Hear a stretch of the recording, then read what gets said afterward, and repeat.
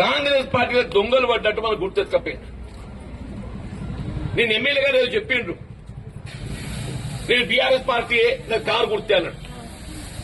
టీవీలలో వచ్చింది, పేపర్లో కూడా వచ్చింది, అని స్పీకర్ కూడా చెప్పిండు. నిజమేనా సంతోషం, నీ కారు గుర్తులేము, మేము అద్దంటలేము. ఆ పక్కింటోడికి ఎందుకు కన్నమెత్తావు, ఎందుకు ఈ దొంగ బుద్ధి? అవునబ్బా, నువ్వు కారు గుర్తా ఎప్పుడైతే అంటున్నావో నీ కారు గుర్తులే నువ్వు ఉండరా నాయన. మా జోలికి రాకు, నీ సంవత్సరాలు నువ్వు సక్కగా చేసుకో, నా సంవత్సరాలు చిచ్చు పెట్టకంటున్నా. అవునబ్బా, నేను చెప్పింది అబద్ధం అబ్బా. నువ్వు పక్కింటోడి కన్నవేయకు, నీ సంవత్సరాలు నువ్వు సక్కగా చేసుకో, నా సంవత్సరాలు చిచ్చు పెట్టకని చెప్పాలి. తప్ప తల్లి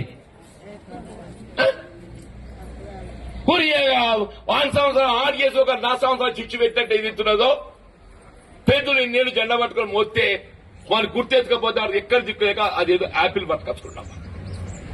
నిజమా?